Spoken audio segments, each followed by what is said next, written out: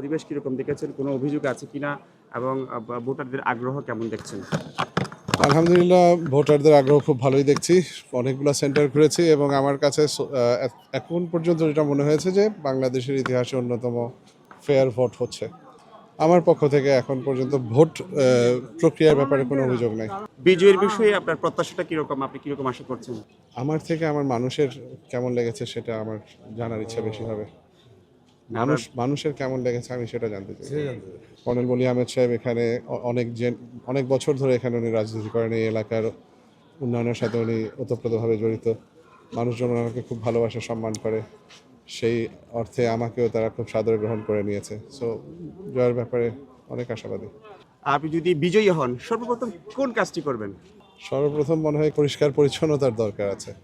সবচেয়ে আগে কিছু আমাদের বাজারঘাট এলাকা আছে, এগুলো একটু পরিষ্কার পরিচ্ছন্নতার দরকার। সেসব সবচেয়ে সহজ এবং প্রায় বিনা খরচেই করা যায়।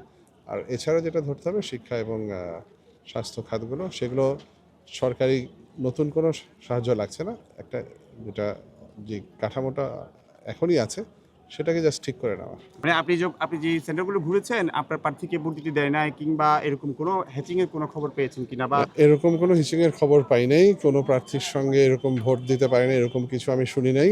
এই কেন্দ্রে যেটা কিছু ভোটার বলছেন যে এটা 2টা ওয়ার্ডের অংশ আছে। সো একই ওয়ার্ডের যে সিরিয়ালগুলো আছে, সিরিয়াল নাম্বার হয়তো 1 থেকে এত, অন্য ওয়ার্ডেও সিমিলার সিরিয়াল আছে।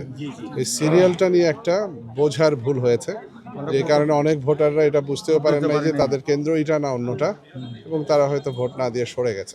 এটা তো নির্বাচন কমিশন কর্তৃক এই ভোটটা হয়েছে। ভোটার লিস্টটা যখন তারা জেনারেট করে সেখানে তো একটা শুধু সিরিয়াল নাম্বার থাকে।